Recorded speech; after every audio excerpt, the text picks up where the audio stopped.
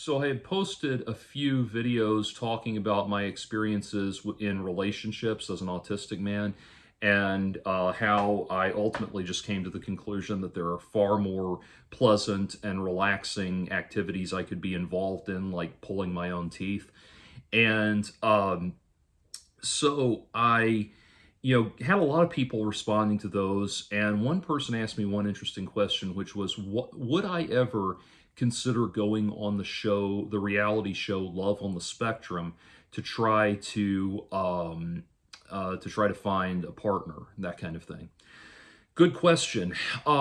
So here's the thing about Love on the Spectrum. So if you don't know, Love on the Spectrum is a series that's on Netflix, and there is a international and domestic US version of it, and it's a reality show where people on the autism spectrum are paired up with one another to go on dates, and they try to find true love and see what happens. And the show, interestingly enough, has gotten some praise, and it's gotten some controversy and criticism. And as an autistic person, I am very much on the side of the critics, because it goes for it really goes out of its way to present a very, very narrow view of what is a very wide spectrum, and what could be an interesting show, with an interesting premise, and really explore some things, becomes this kind of um, this weird kind of postmodern carnival freak show, where, in an actual carnival freak show, you go to be horrified at the bizarre physiological horrors that you see before you, and in this you go, rather than to be horrified, you go to like pretend to feel something approaching compassion and uh, sympathy for these people, and pat yourself on the back because you were able to feel that rather than abject horror. And so it really does not go into a very wide spectrum of the spectrum, no pun intended. And so you see on I've seen the first two seasons of both the domestic and international versions of the show, and in both of those, they present a very narrow spectrum of people, which is what they want are uh, autistic people in their 20s and 30s who still live at home, and who live at home with their parents, and are not functionally competent enough to live on their own. It's not like somebody that's, moved back in with their parents to save money on rent because, rent prices are through the roof. Not something like that, but something like these people are not capable of existing on their own. Very often they don't have jobs. Very often they are the extreme introverts that we think of when we think of autistic people. And it caters to this very basic, very common conception of what autism is, and the range of people on there. And then you have, of course, inevitably the parents that are, barely able to contain the abject horror they feel at having an autistic child. They're on camera like, "Oh, we are just so excited. We're so supportive." you know, that kind of thing. They have all of that on there. And then they'll do these things where they play this very demeaning Muppet Babies level music in the background, where, you have these autistic people going on walks in the park and talking to each other, and you hear in the background something like doo da doo da doo da doo da doo da, this very demeaning nursery rhyme type level music. And so in general, in fact, I think the only person that's been on the show that would even be somewhat similar to me. They had a guy who was late middle age. I think he was about 60 or something, and I'm just turned 40, so I'm early middle age. But he was 60, and he lived on his own, and he was pretty good at masking his autistic tendencies. He spoke and carried himself fairly normally, but even he was reliant on Even he was reliant on, like, I think some kind of social worker or something, and he still didn't have a job and stuff like that. So that, there's that kind of thing. Like, I don't know that I would be enough of a sob story to qualify for the show, because I work, I live on my own. I'm a college graduate.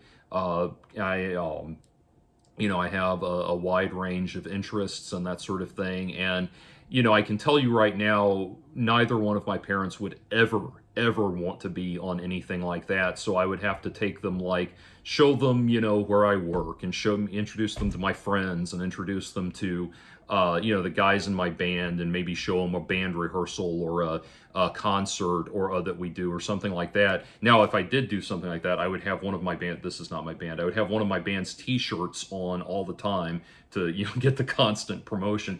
Axis of Empires, by the way, check us out. We're both, the first two albums are on streaming services, and all streaming services, and the new album comes out next month. So yay. Anyway, but they would see that and they would probably think, well, this guy isn't really what we're looking for. But all of that said, it comes down to a fundamental question. You have to ask yourself, does love on the spectrum make you want to date an autistic person? Probably not.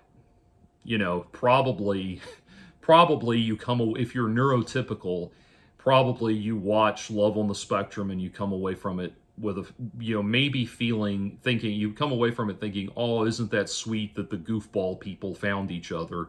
And then you also probably think, gosh, I'm glad there, but for the grace of God go I, that kind of thing. You probably think about how glad you are to not be on the spectrum and things like that. And so that alone would make me not want to participate. I would not really. Now, I've seen some of the women that they've had on there have been women that I could probably get along with and interact with very well. I've had pleasant experiences, interacting with and getting to know women on the spectrum, because we can relate to each other a lot better. And so, yeah, there are a number of them that that I've seen on there that I probably, were I not way too old for them, I would probably, enjoy getting to know and that kind of thing. But ultimately, it's not about. The show is not about actually getting the people together, even though I think a few of them have gotten married and things like that. That's not the point of the show. Even if you don't find love, they still put you on there, because the point of the show is to show the goofball people acting like goofball people.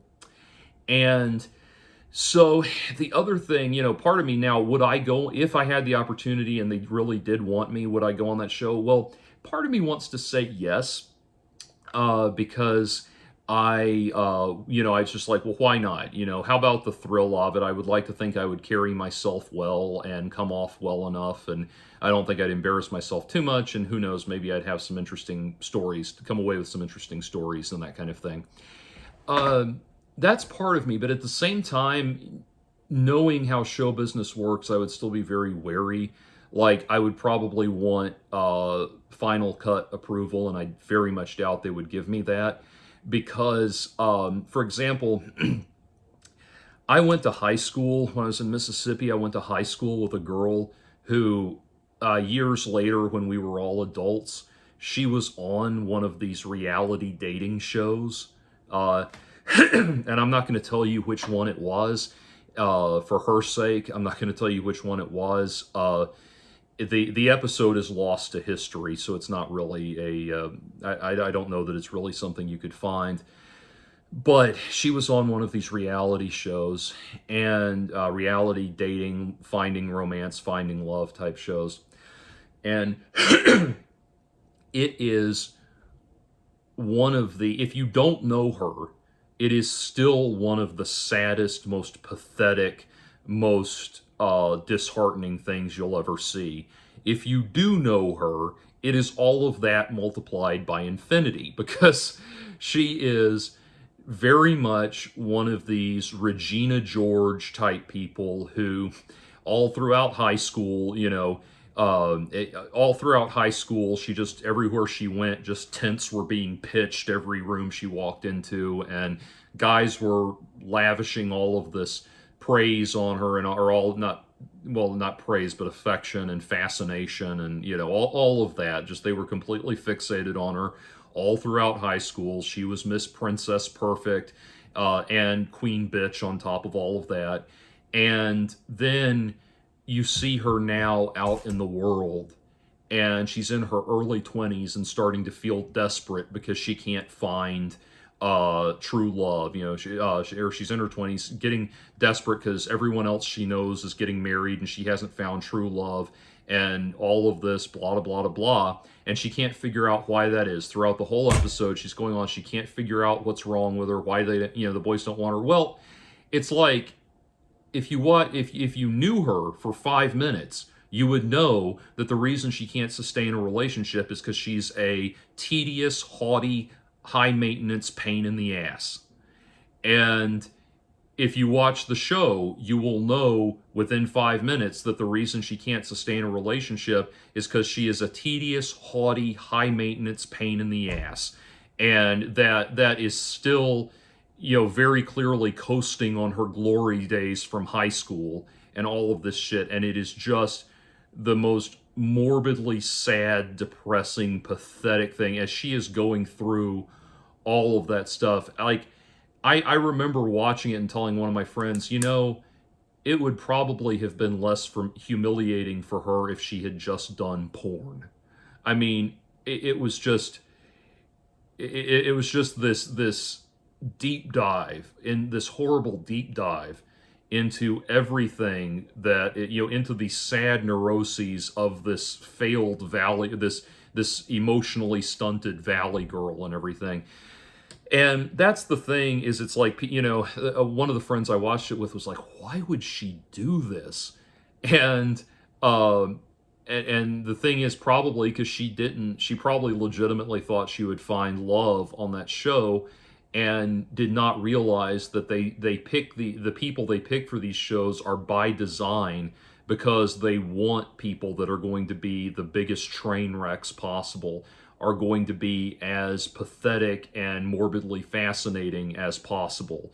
There's a reason you've never you've never seen an episode of Dr. Phil where he just says, well, I'm sorry that you've been feeling sad at work lately, but I think if we look into a generic SSRI, you'll be right as rain. Okay, who's next? No, it's always the people who have gone off the rails on a crazy train. And the same thing with every Jerry Springer, Maury Povich, all of the, even like with MTV when they started doing The Real World and stuff like that. The first couple of seasons of The Real World were actually interesting, where we had people like Pedro and stuff like that, and people that actually meant something and had something important to say. And then after that, they just started picking more and more of the, frat boy, prostitute party crowd to act like dumbasses in front of the cameras, that kind of thing. That's ultimately what these shows are, and that's why I would just never feel good about it. Like I said, as much as part of me is tempted to get to do it just for the thrill of it, and for the life experience of it, at the same time, just knowing what I know about these shows and how they're put together, I would just feel like there would be that sixth sense within me of like, if these people want me on their show, it's kind of like the old Groucho Marx saying, I'd never be a member of a club that would have me as a member. It's kind of like, if these people want me on their show, it's because they see something in me that they can exploit. They see something that they can hold up and make into the latest episode of their Freak of the Week show and everything. And so knowing that, I don't think I could ever be, and having already seen the show, I don't think I could ever appear on something as predatory and disingenuous as Love on the Spectrum. And yeah, I mean, that's the final point. I had something else I was going to say. It's gone now, but that pretty much sums it up. I mean, it's just if they, oh yeah, that was my final point. The problem, that's the next thing, the last thing I have to raise is like the competency of the people who are who are participating on this show. And a lot of these cases, that they've shown on Love on the Spectrum, I really do question how competent the people are who have signed, the people who have signed up to participate on this show. I really do question how competent they are to sign to sign a waiver, to sign a consent form, to consent to things like that. I really worry about that. It's kind of like, Girls Gone Wild was a thing for a while. The Girls Gone Wild things where they'd go down to like spring break resorts in Maui where there's a bunch of crazed, drunken college kids and get the girls to flash their tits on camera and things like that. I've not seen a Girls Gone Wild commercial in a long time, so I don't know if it's still a thing and it's still going on. But those videos were very popular, and then there was a lot of controversy that emerged from it because the thing is, their business practices, they're not getting women to come in and be, it's not like in, say, an actual pornographic video shoot where for an actual company where they come in and sit you down and say, in a sober environment, and say, okay, this is what's expected of you. You understand you'll be doing this, this, and this, and this. Here's the contract. Take time to review it, and we'll agree. We're going to agree to it and make sure that we're going to do consent videos before and after to make sure you're okay with all of that stuff. Where they have all of their, they cross all of their I's and dot all of their T's or whatever. It's not something like that with Girls Gone Wild. What they were doing was getting drunk college girls to flash their tits, and they were in a state, they were inebriated or under the influence of other substances, and you can't legally get someone to sign contracts in that compromised state of mind. So that, or potentially, I know there's exemptions and everything, but it becomes problematic.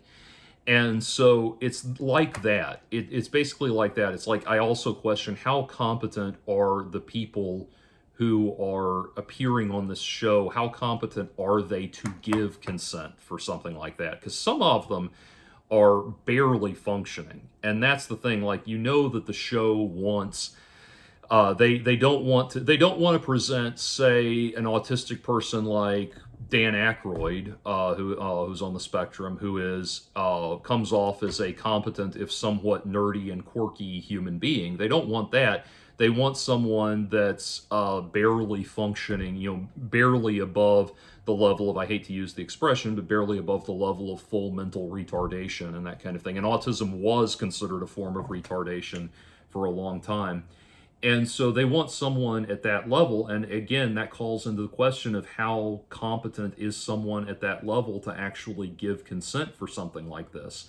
And what if the interaction between these two people progresses to sex? Do we know do we know for certain that either or both of these people are capable of giving full and informed consent? So things like that.